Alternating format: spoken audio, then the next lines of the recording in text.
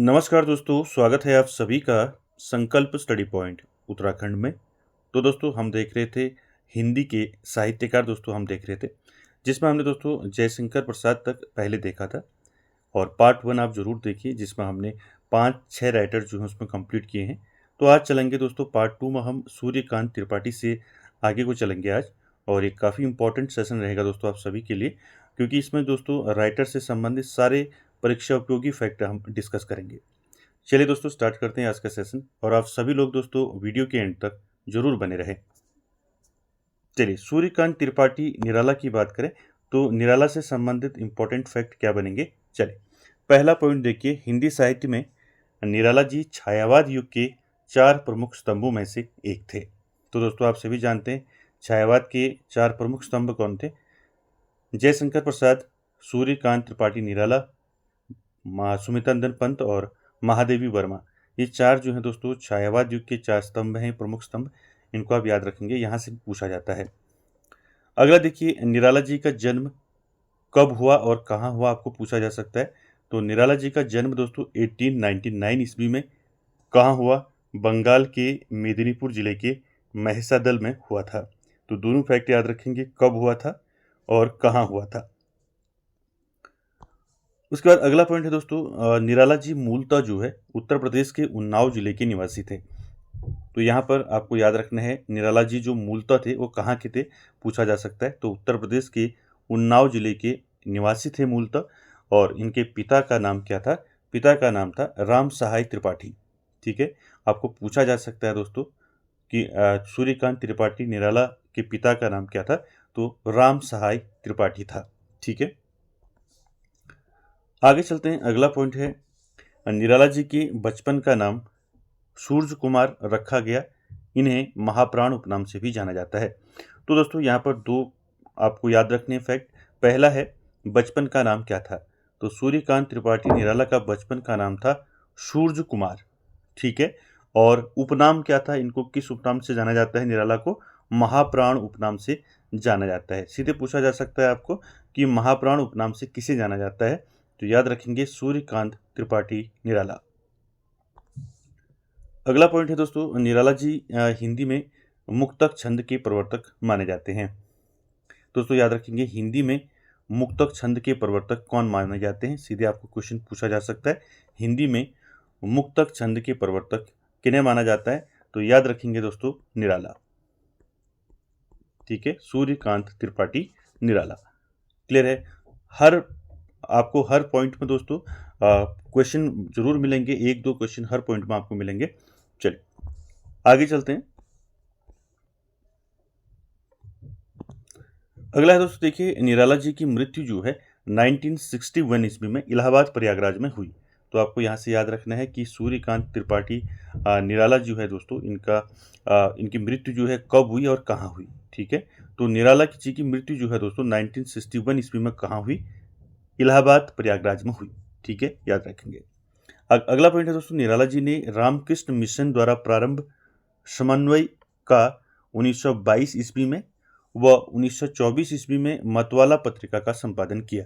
तो दोस्तों यहाँ से इंपॉर्टेंट बन जाता है आपका कि मतवाला पत्रिका का संपादन किसने किया और कब किया, ये पूछा जा सकता है। साथ ही साथ दोस्तों आपको समन्वय पत्रिका का संपादन किसने किया, ये पूछा जा सकता है।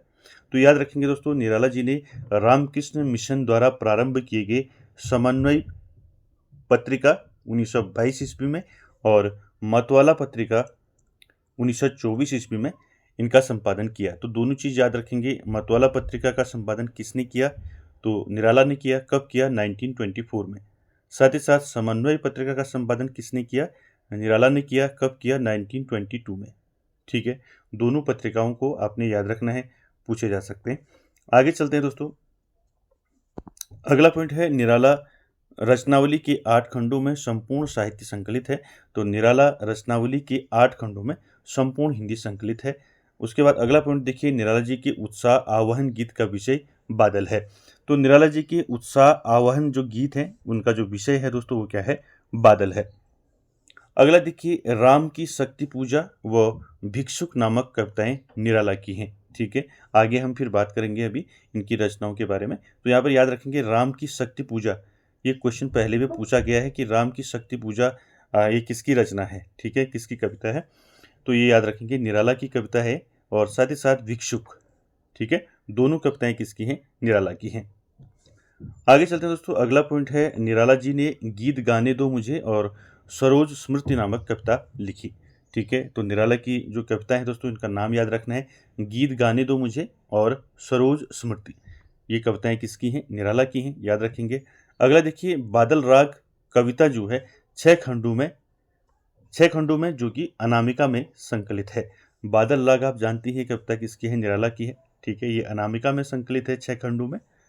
अगला पॉइंट देखिए, निराला जी का एक कथन जो है, मैंने भी शैली अपनाई देखा एक दुखी निज भाई, ठीक है, ये निराला का कथन है, डायरेक्ट आपको पूछा जा सकता है, ठीक है, कि निम्न कथन किसका है, पूछा जा सकता है आपको, ठीक है। मैं शैली अपनाई देखा एक दुखी निज भाई, ठीक है, किसका कथन है, निराला का, ठीक है।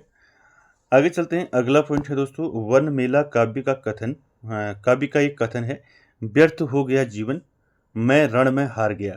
तो सीधे कथन आपको पूछा जा सकता है, निम्न कथन किसका है, व्यर्थ हो गया जीवन मैं रण में हार गया। तो यह है दोस्तों किसका कथन है, वन मेला काव्य का एक कथन है, ठीक है, याद रखेंगे इसको। अगला पॉइंट देखिए, सरोज स्मृति 1935 व राम की शक्ति पूजा 1936 अनामिका में संकलित हैं।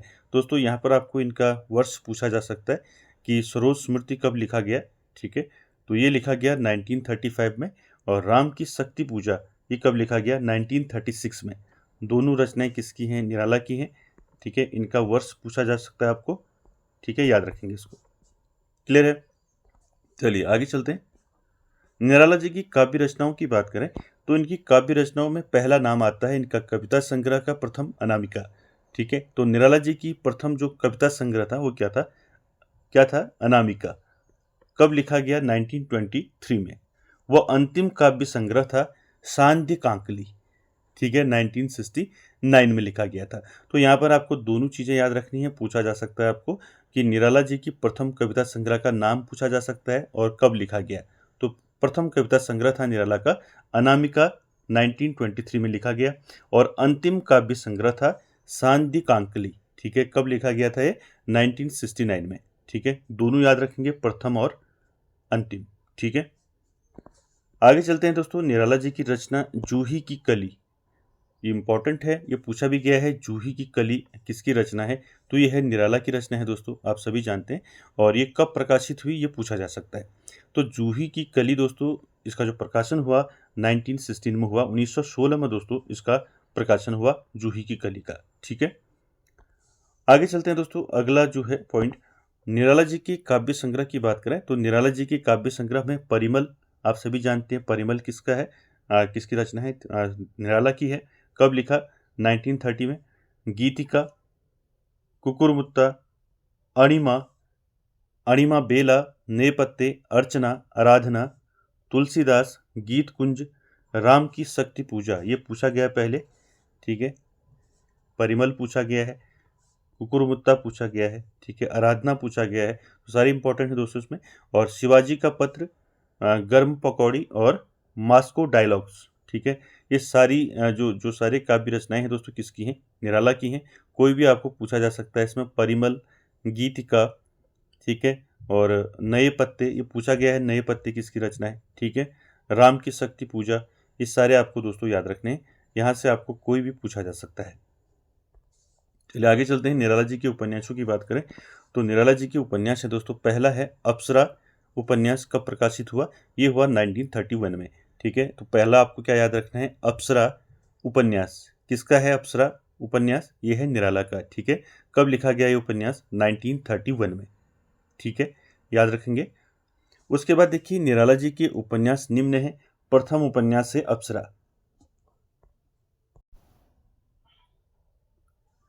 तो पहला उपन्यास क्या है, निराला जी का पहला उपन्यास है अप्सरा, ठीक है। कब लिखा गया इसको, 1931 में, ठीक है।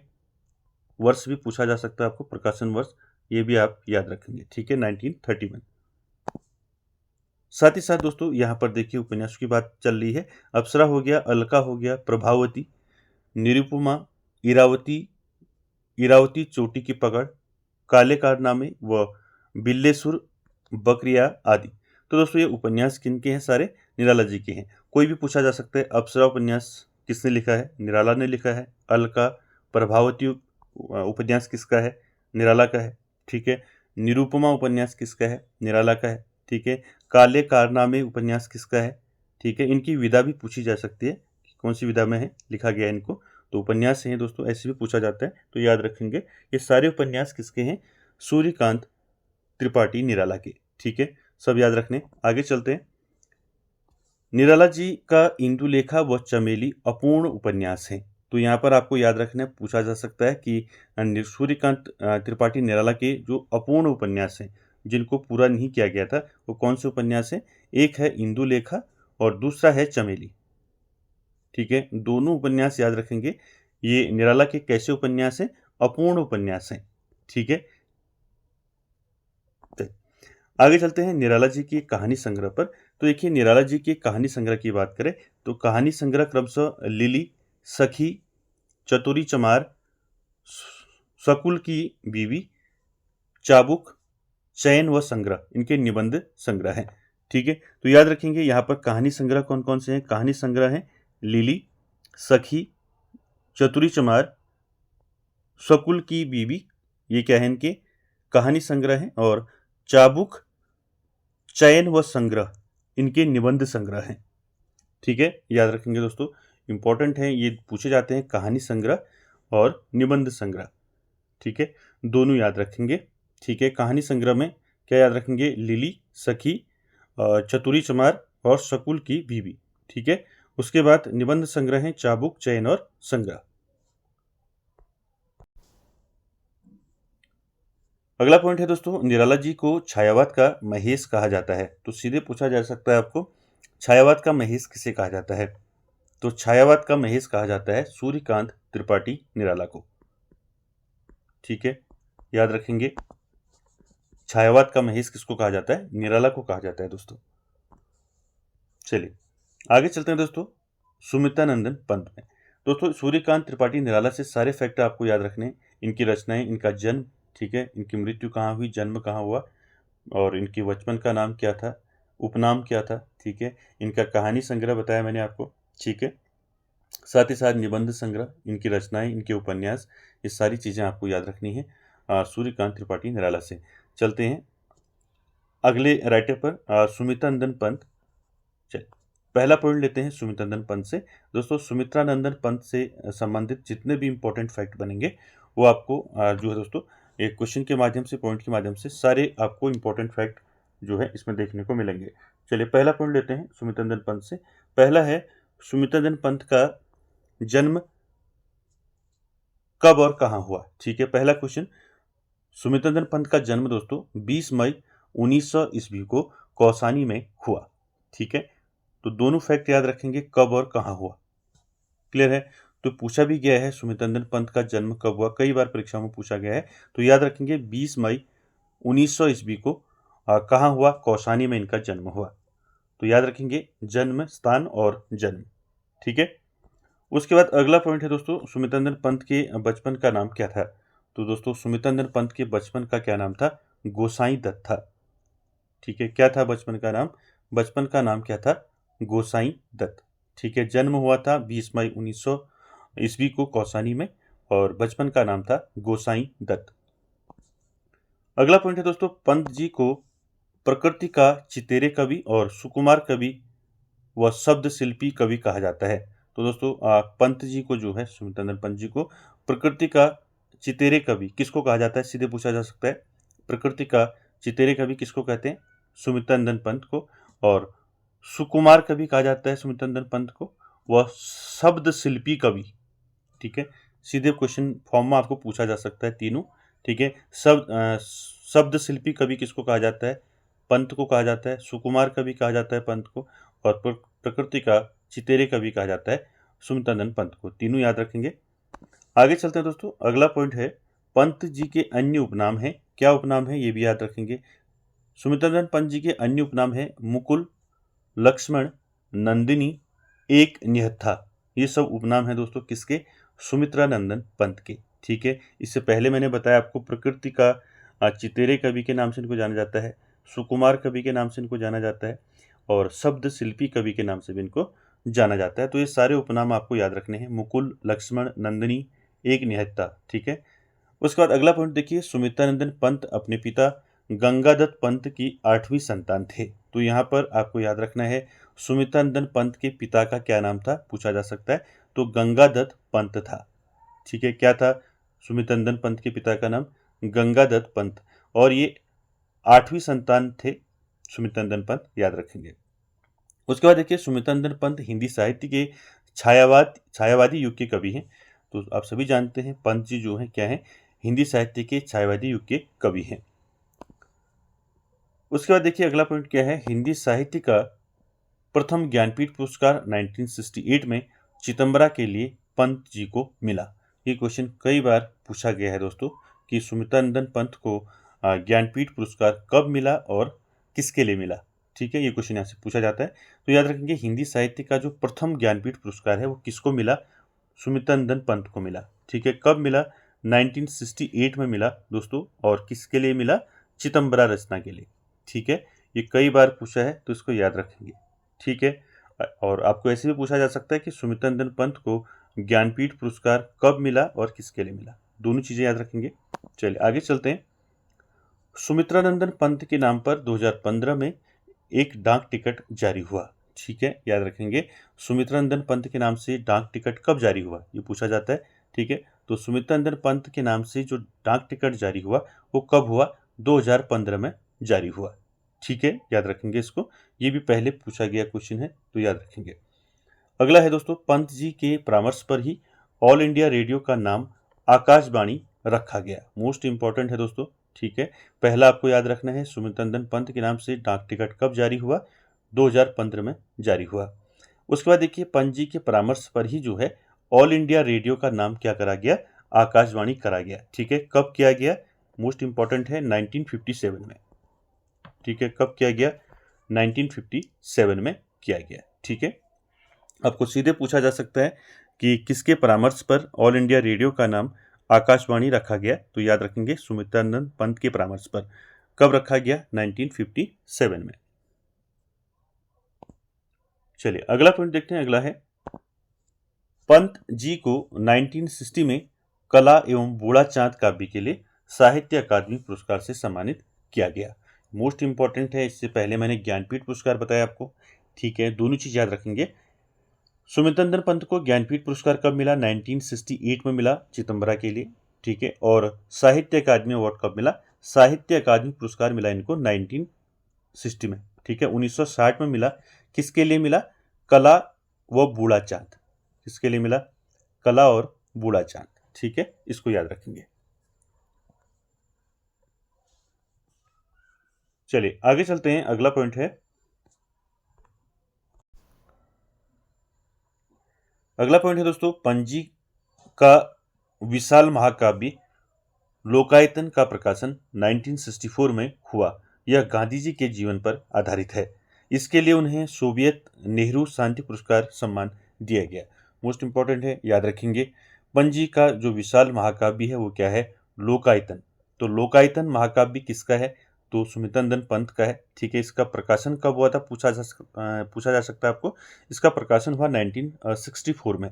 ठीक है, और यह दोस्तों किस पर आधारित है? याद रखेंगे गांधी जी के जीवन पर आधारित है। सीधे पूछा जा सकता है गांधी जी के जीवन पर आधारित कौन सा महाकाव्य है सुमित्रानंदन पंत का?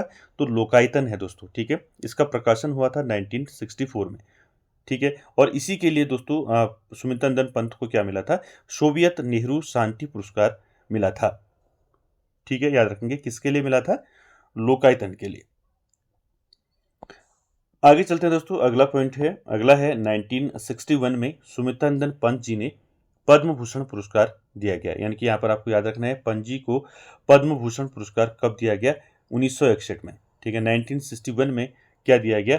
पद्म भूषण पुरस्कार दिया गया। उसके बाद देखिए दोस्तों, सुमित्रानंदन पंत जी की मृत्यु कब हुई? ठीक है, सुमित्रानंदन पंत जी की मृत्यु हुई दोस्तों 28 दिसंबर 1977 में इनकी मृत्यु हुई। ठीक है, जन्म और मृत्यु से भी क्वेश्चन बनते हैं तो आपको याद रखना है सुमित नंदन पंत जी की मृत्यु कब हुई? 28 दिसंबर 1977 में इनकी मृत्यु हुई। उसके बाद देखिए अगला पॉइंट है 1938 में पंत जी ने रूपाभ नामक मासिक पत्र निकाला। ठीक है, ये मासिक पत्र था, क्या था पत्र का, मासिक पत्र का नाम रूपाभ। ठीक है, तो सीधे पूछा जा सकता है रूपाभ नामक मासिक पत्र का प्रकाशन किसने किया? तो सुमितनंदन पंत ने किया दोस्तों। कब किया? 1938 में। ठीक है, याद रखना है तीनों चीजें। ठीक है, आपको पूछा जा सकता है रूपाभ जो है किस प्रकार की पत्रिका है? ये मासिक पत्रिका है। ठीक है, इसका प्रकाशन किसने किया? सुमितनंदन पंत ने किया। कब किया? 1938 में। अगला पॉइंट है दोस्तों सुमितनंदन पंत जी की रचनाओं में प्रकृति की जादूगरी में जिस भाषा का प्रयोग किया गया है वे उसे चित्र भाषा या विमात्मक भाषा कहते हैं। ठीक है, यानी कि पंत जी की जो रचनाएं हैं दोस्तों वो प्रकृति की जादूगरी में जिस भाषा का ये प्रयोग किया है इन्होंने उसे वो चित्र भाषा या फिर बिंबात्मक भाषा कहते हैं। अगला पॉइंट है दोस्तों ब्रज भाषा व खड़ी बोली विवाद में पंत जी ने पल्लव रचना में खड़ी बोली का समर्थन किया। पंत जी अरविंद दर्शन से प्रभावित थे, यानी कि सुमितनंदन पंत जो है दोस्तों ये अरविंद दर्शन से प्रभावित थे। ठीक है, आगे चलते हैं। अगला पॉइंट है दोस्तों सुमितनंदन पंत ने हरिवंश राय बच्चन के साथ मिलकर संयुक्त रूप से खादी के फूल नामक कविता संग्रह प्रकाशित करवाई। मोस्ट इंपॉर्टेंट है दोस्तों। ठीक है, हरिवंश राय बच्चन का नाम आप सभी ने सुना है। ठीक है, तो सुमितनंदन पंत जी ने दोस्तों हरिवंश राय बच्चन के साथ मिलकर संयुक्त रूप से खादी के फूल नामक कविता संग्रह प्रकाशित करवाई। तो आपको पूछा जा सकता है खादी के फूल नामक कविता संग्रह किसके द्वारा प्रकाशित करवाई? ठीक है, नाम याद रखेंगे। ये संयुक्त रूप से हरिवंश राय बच्चन और सुमितनंदन पंत जी ने जो है दोस्तों इन दोनों ने संयुक्त रूप से इसको प्रकाशित करवाया। ठीक है, आगे चलते हैं दोस्तों। अगला पॉइंट है इलाहाबाद में हाथी पार्क को सुमितनंदन पंत बाल उद्यान कहते हैं। तो इलाहाबाद में हाथी पार्क को सुमितनंदन पंत बाल उद्यान कहते हैं। ठीक है, याद रखेंगे। अगला है दोस्तों, अगला पॉइंट है वे आंखें पंत जी की प्रगतिशील दौर की कविता है। वे आंखें कविता को पंत जी ने 10 काव्यों में बांटा है। तो सीधे आपको याद रखना है दोस्तों। ठीक है, कि ये कविता किसकी है? वे आंखें। ठीक है, वे आंखें कविता किसकी है? तो ये है सुमितनंदन पंत जी की। ठीक है, इनको इस कविता को दोस्तों 10 काव्यों में बांटा गया है। ठीक है, याद रखना है। अगला पॉइंट है दोस्तों संध्या के बाद कविता पंत जी के ग्राम्य संकलन से ली गई है। तो यहाँ पर याद रखना है संध्या के बाद ये कविता है दोस्तों किसकी है? ये कविता है सुमितनंदन पंत जी की। ठीक है, और ये जो है दोस्तों ये कविता जो है ये ग्राम्य संकलन से ली गई है। ठीक है, चलिए अगला पॉइंट है दोस्तों अज्ञेय का कथन है। ठीक है, अज्ञेय का कथन क्या है? देखिए, प्रसाद पढ़ाने योग्य है, निराला पढ़े जाने योग्य और पंत जी जो है काव्य भाषा सीखने योग्य है। तो ये आपका कथन पूछा जा सकता है आपको ये किसने कहा है? तो ये नाम याद रखेंगे अज्ञेय का। ठीक है, तो अज्ञेय ने क्या कहा? जयशंकर प्रसाद पढ़ाने योग्य, निराला पढ़े जाने योग्य और पंत जी काव्य भाषा सीखने योग्य है। तो ये कथन किसका है? ये है आपका अज्ञेय का। ठीक है, अगला पॉइंट है दोस्तों भारत माता ग्राम वासनी कथन। ये कथन किसका है? ये सुमितनंदन पंत जी का है दोस्तों, भारत माता ग्राम वासनी। ठीक है, ये कथन किसका है? तो सुमितनंदन पंत का है। दोस्तों कथन से भी आपके क्वेश्चन बनते हैं, तो जितने भी इसमें कथन आ रहे हैं दोस्तों इनको भी याद रखना है। ठीक है, चलिए आगे चलते हैं दोस्तों। छायावाद का विष्णु पंत जी को कहा जाता है। तो यहाँ पर देखिए छायावाद का विष्णु किसको कहा जाता है? ठीक है, आपको पूछा जा सकता है कि छायावाद का विष्णु किसको कहा जाता है? तो सुमितनंदन पंत को कहा जाता है, याद रखेंगे। चलिए अब देखते हैं सुमितनंदन पंत जी की रचनाओं की बात करें तो सुमितनंदन पंत जी की रचनाओं में देखिए पंत जी का साहित्य 3 पड़ाव से होकर जाता है। पहला प्रथम छायावादी, दूसरा प्रगतिवादी और तीसरा आध्यात्मवादी। ठीक है, तो याद रखेंगे सुमित्रा नंदन पंत जी का जो साहित्य है वो 3 पड़ाव से होकर जाता है। पहला छायावादी, दूसरा प्रगतिवादी और तीसरा आध्यात्मवादी। चलिए अगला पॉइंट देखिए, सुमित्रा नंदन पंत की जो है छायावादी काव्य रचनाओं में प्रमुख क्या क्या है ये देखते हैं। देखिए पंत जी की जो छायावादी काव्य रचनाएं हैं उनमें प्रमुख है आपका उच्छ्वास, ग्रंथि, वीणा, पल्लव, गुंजन, ज्योत्सना, गिरजे का घंटा आदि हैं। ठीक है, तो ये याद रखेंगे कि सुमित्रा नंदन पंत जी की जो छायावादी काव्य रचनाएं हैं उनमें प्रमुख कौन कौन सी हैं। पहला है उच्छ्वास, ग्रंथि, वीणा, पल्लव, गुंजन, ज्योत्सना, गिरजे का घंटा। ये क्या है दोस्तों, ये छायावादी काव्य रचनाएं हैं सुमित्रा नंदन पंत जी की। ठीक है, सारे आपको याद रखने हैं, कोई भी इसमें पूछा जा सकता है। उसके बाद देखिए अगला युगवाणी व ग्राम्या और सत्याकाम युगांत रचनाएं पंत जी की प्रगतिवादी काव्य की प्रगति काव्य है।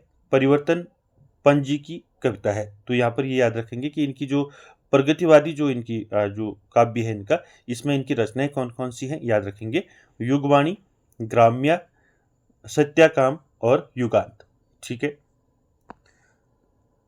आगे चलते हैं दोस्तों। सुमित्रा नंदन पंत जी की दार्शनिक व आध्यात्मवादी या नवचेतनवादी रचनाएं कौन कौन सी हैं। तो तीसरा पड़ाव अभी मैंने बताया आपको, तो पंत जी की दार्शनिक या आध्यात्मवादी या नवचेतनावादी रचनाएं कौन कौन सी हैं। देखिए पहला है स्वर्ण किरण, दूसरा स्वर्ण धूलि, तीसरा युगांतर, चौथा उत्तरा, पांचवा रजत शिखर, उसके बाद देखिए शिल्पी, वाणी, अतिमा, सौवर्णी पानवाला इनकी कहानी है। ठीक है, तो ये सारे दोस्तों इनके आध्यात्मवादी रचनाएं हैं, इनको याद रखेंगे, पूछा जा सकता है इसमें कोई भी। ठीक है, तो सारे याद रखने हैं आपको, स्वर्ण किरण, स्वर्ण धूलि, युगांतर, रजत शिखर, शिल्पी। ठीक है,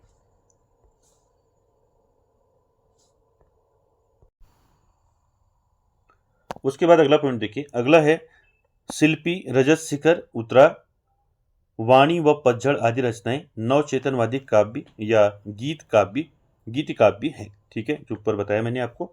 आगे चलते हैं, अगला पॉइंट है दोस्तों, सुमित्रा नंदन पंत ने हार और कुमाऊनी में बुरांस नामक उपन्यास की रचना की। मोस्ट इंपॉर्टेंट है। ठीक है, याद रखेंगे बुरांस नामक उपन्यास की रचना किसने की, तो याद रखेंगे सुमित्रा नंदन पंत जी ने की कुमाऊनी में। ठीक है, कुमाऊनी में इसकी रचना की, बुरांस उपन्यास की। ठीक है, हार और बुरांस दोनों याद रखेंगे। हार और बुरांस जो है दोस्तों ये उपन्यास है दोनों, इनकी रचनाएं किसने की, सुमित्रा नंदन पंत ने की। ठीक है, रचना किसने की, पंत ने की और कुमाऊनी में की। ठीक है, कुमाऊनी, तो इंपॉर्टेंट हो जाता है दोस्तों, ये दोनों याद रखेंगे।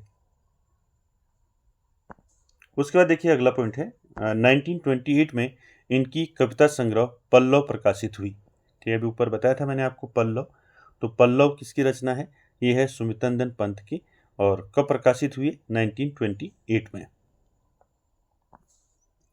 अगला पॉइंट है दोस्तों, 60 वर्ष एक रेखांकन आत्मकथा 1960 में पंत द्वारा रचित है। ठीक है, ये आत्मकथा है 60 वर्ष एक रेखांकन। ठीक है, इसको भी याद रखेंगे। चलिए आगे चलते हैं,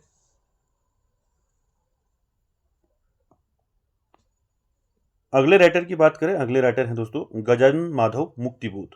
ठीक है, गजानन माधव मुक्तिबोध से संबंधित इंपॉर्टेंट जितने भी क्वेश्चन बनते हैं चलिए देखते हैं। पहला देखिए पॉइंट इसमें, मुक्तिबोध को पहला तार सप्तक कवि कहा जाता है। तो सीधे यहाँ पर क्वेश्चन बन सकता है आपका, पहला तार सप्तक कवि किसको कहा जाता है। तो पहला तार सप्तक कवि जो है दोस्तों गजानन माधव मुक्तिबोध को कहा जाता है। इन्होंने दोस्तों नया खून साप्ताहिक पत्रिका का संपादन किया और मुक्तिबोध जी का उपनाम था मुंशी। तो दोस्तों यहाँ से 2-3 आपको क्वेश्चन याद रखने। पहला याद रखना है क्वेश्चन कि पहला तार सप्तक कवि किसको कहा जाता है, तो मुक्तिबोध को कहा जाता है। साथ ही साथ आपको पूछा जा सकता है नया खून नामक पत्रिका का संपादन किसने किया। तो नया खून नामक पत्रिका का जो संपादन है दोस्तों वो किसने किया, गजानन माधव मुक्तिबोध ने किया। यह एक दोस्तों साप्ताहिक पत्र था। ठीक है, आगे चलते हैं, अगला पॉइंट है दोस्तों इनका जन्म।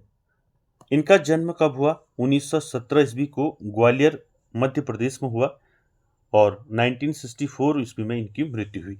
दोनों याद रखेंगे, जन्म और मृत्यु। यहाँ से भी क्वेश्चन बनता है तो याद रखेंगे।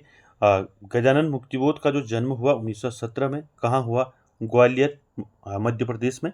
और इनकी मृत्यु कब हुई? 1964 ईस्वी में इनकी मृत्यु हो गई। ठीक है, आगे चलते हैं। मुक्तिबोध की रचनाओं की बात करें तो मुक्तिबोध की कुछ प्रमुख रचनाएं हैं, याद रखना है आपने। पहला है चाँद का मुंह टेढ़ा।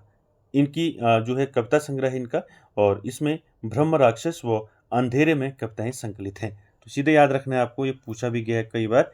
चाँद का मुंह टेढ़ा ये रचना किसकी है? तो किसकी है? मुक्तिबोध की, गजानन माधव मुक्तिबोध।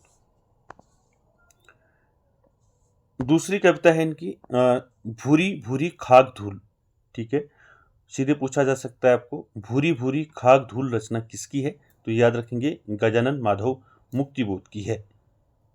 इनकी अन्य कविताओं की बात करें तो इनकी अन्य कविताएं हैं चंबल की घाटी, सूखे कठोर नंगे पहाड़, क्रांति, लाल सलाम, मेरे मित्र मेरे सहचर, आदमी आदि।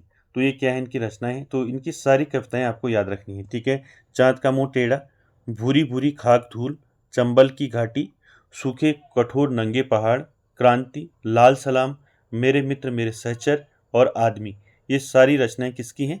गजानन माधव मुक्तिबोध की हैं। ठीक है, साथ ही साथ आपको याद रखना है, मुक्तिबोध जी द्वारा लिखित उपन्यास कौन सा है पूछा जा सकता है, या सीधे आपको विपात्र उपन्यास किसका है पूछा जा सकता है। ठीक है, जो विपात्र उपन्यास है दोस्तों, ये किसका है? मुक्तिबोध का है। ठीक है, किसका है? मुक्तिबोध, गजानन माधव मुक्तिबोध। ठीक है, विपात्र नामक उपन्यास किसका है? मुक्तिबोध का है, और इनकी सारी रचनाएं आपको याद रखनी है। चलिए आगे चलते हैं दोस्तों। अगला पॉइंट है दोस्तों, मुक्तिबोध की जो आलोचनाएं हैं।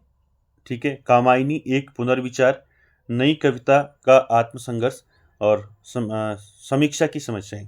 ठीक है, ये कुछ इनकी आलोचनात्मक रचनाएं हैं, इनको भी याद रखेंगे। उसके बाद देखिए मुक्तिबोध द्वारा लिखित कहानी। ठीक है, इनकी कहानियों की बात करें, कौन कौन सी कहानी है गजानन माधव मुक्तिबोध की। पहला देखिए, काठ का सपना। ठीक है, काठ का सपना, सतह से उठता आदमी, नई जिंदगी, जलना, पक्षी और दीमक। ये किसकी कहानी, किसकी कहानियां हैं? ये हैं मुक्तिबोध की। ये सारी कहानी आपको याद रखनी है। जैसे पहला है काठ का सपना, कहानी किसकी है आपको पूछा जा सकता है, तो गजानन माधव मुक्तिबोध की है। सतह से उठता आदमी, नई जिंदगी, जलना, पक्षी और दीमक, ये सभी जो कहानी है दोस्तों किसकी है? मुक्तिबोध की है।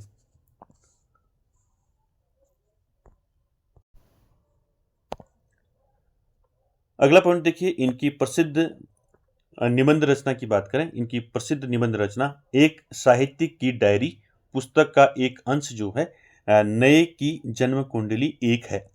ठीक है, ये याद रखिए, प्रसिद्ध इनकी निबंध रचना। ठीक है, एक साहित्यिक की डायरी।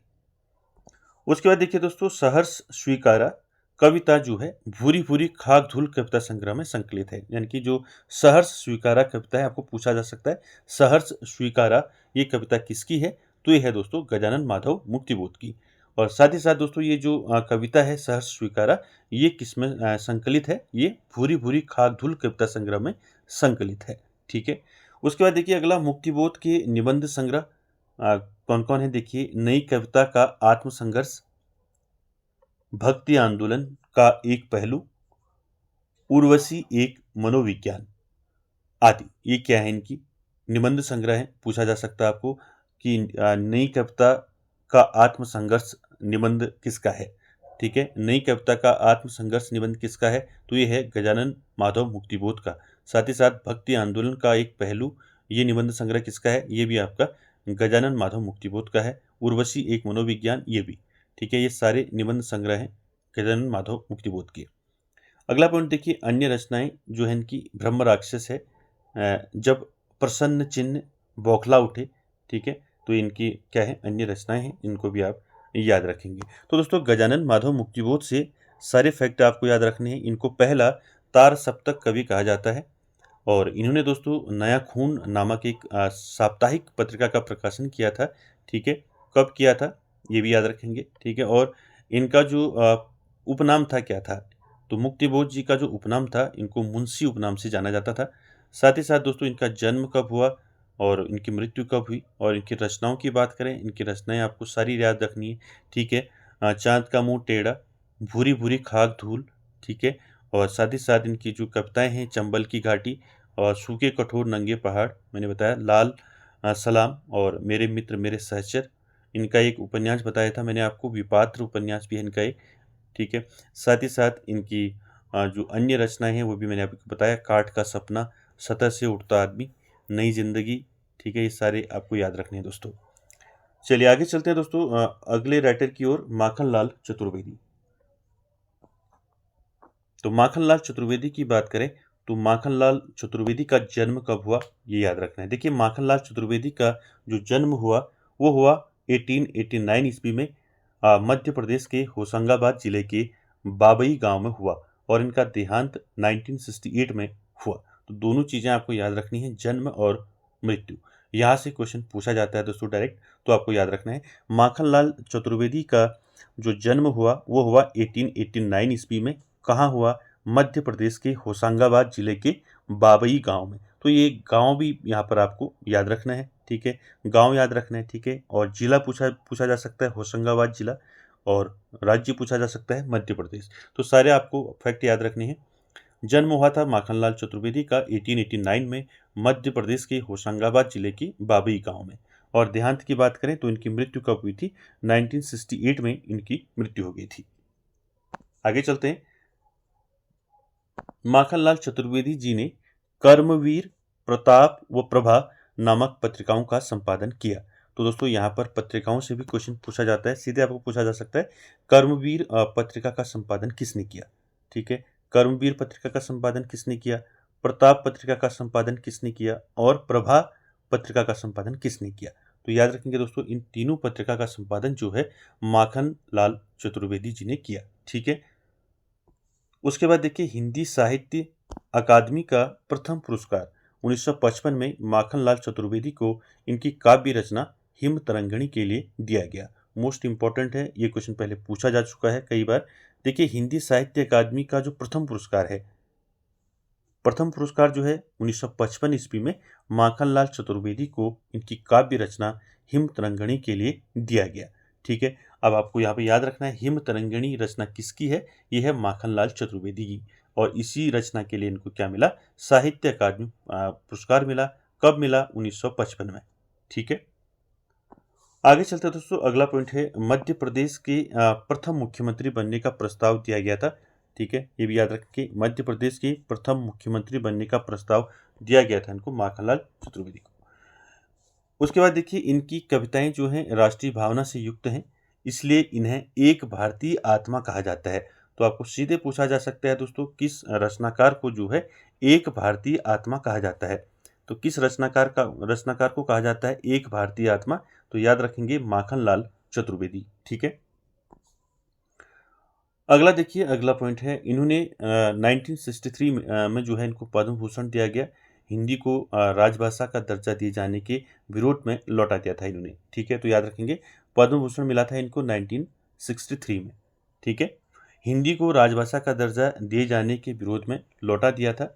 और उसके बाद देखिए, माखनलाल चतुर्वेदी जी की जो रचनाएं हैं, यहाँ से आपके क्वेश्चन पूछे जाते हैं, ठीक है। देखिए इनके काव्य संग्रह की बात करें तो माता, युगचरण, हिमकृतनी, समर्पण, वेणुलोक, ठीक है। उसके बाद गुंजेधरा और मरण ज्वार, बिजुरी काजल, आज रही, समय के पाँव, ये इनके कुछ काव्य संग्रह है, इनको याद रखने। यहाँ पर आपको मुख्य जो है इसमें याद रखना है हिमकृतनी, ठीक है। ये पूछा गया कई बार। युगचरण हो गया, ठीक है, और साथ ही साथ समर्पण हो गया, ये सारी चीज़ें याद रखनी है। उसके बाद देखिए, कैदी और कोकिला कविता में माखनलाल चतुर्वेदी ने ब्रिटिश उपनिवेशवाद के दौरान जेल में हुए शोषण का विश्लेषण किया है। तो देखिए ये कविता है कैदी और कोकिला। ये कैदी और कोकिला कविता किसकी है पूछा जा सकता है, तो माखनलाल चतुर्वेदी जी की है। और इसमें दोस्तों विश्लेषण किया गया है ब्रिटिश उपनिवेशवाद का, ठीक है। उसके बाद देखिए दोस्तों, अगला पॉइंट है, अगला है अमीर इरादे, अमीर देवता व गरीब देवता व साहित्य का देवता, माखनलाल चतुर्वेदी द्वारा रचित निबंध संग्रह है। और कृष्णार्जुन युद्ध इनके द्वारा रचित नाटक है। तो दोस्तों यहाँ पर आपको क्या याद रखना है, देखिए इनके जो निबंध संग्रह है, निबंध संग्रह की बात करें तो निबंध संग्रह है क्या क्या है, अमीर इरादे निबंध है ये माखनलाल चतुर्वेदी का। अमीर देवता गरीब देवता पूछा जा सकता है, ये निबंध किसका है, ये आपका किसका है, माखनलाल चतुर्वेदी का। उसके साथ ही आपको याद रखना है साहित्य का देवता, तो साहित्य का देवता दोस्तों ये किसका निबंध संग्रह है, तो ये है आपका माखनलाल चतुर्वेदी का। तो तीनों जो है याद रखना है आपको, अमीर इरादे, अमीर देवता और गरीब देवता और साहित्य का देवता, ये तीनों निबंध किसके हैं, माखनलाल चतुर्वेदी जी के। ठीक है, याद रखेंगे। तो दोस्तों आज हम यहीं तक जो है दोस्तों इसको देखेंगे, और आगे हम दोस्तों नेक्स्ट वीडियो में मंगलेश डबराल से आगे चलेंगे। और आज की वीडियो में इतना ही, मिलते हैं नेक्स्ट वीडियो में। Thank you very much.